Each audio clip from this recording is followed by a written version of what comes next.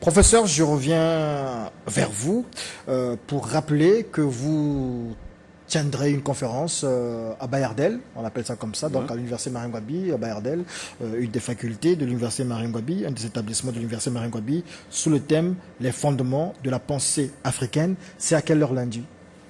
Je pense que c'est à 10 heures. 10 heures lundi, avec les enseignants. Avec les enseignants, et mardi, ce sera avec les étudiants pour essayer de travailler sur la méthode qui leur permettrait de bien comprendre la pensée africaine.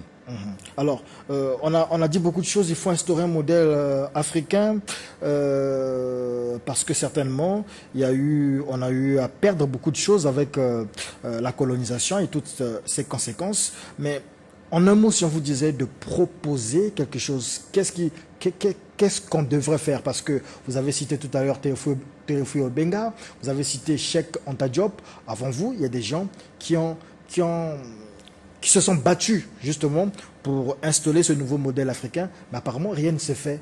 Les siècles passent en même temps.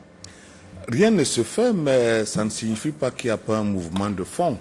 Vous savez, Trotsky et Lénine ont fait la révolution soviétique, Mahomet et Bilal ont fait l'islam, et on voit combien les suivent aujourd'hui. On voit Paul de Tarse et Jésus qui ont fait la révolution. Nous n'avons pas besoin d'avoir 1000 personnes pour faire une bonne révolution.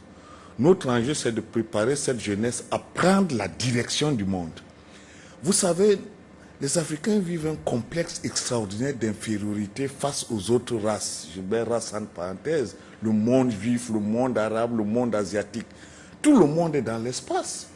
Mais l'élite africaine est d'un complexe qui fait peur.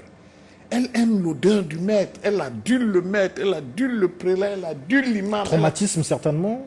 Oui, c'est le trauma historique. Le trauma historique fait qu'on a des agrégés, des professeurs, des docteurs, etc., qui ne croient pas que nous pouvons prendre la direction du monde. Nous devons prendre la direction du monde parce que nous sommes responsables du monde.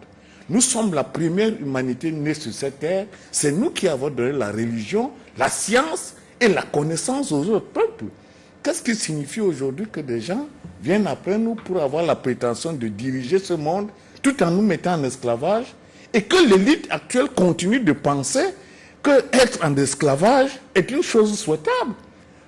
Ce n'est pas parce que nous sommes dans les indépendances que nous sommes libérés. Non.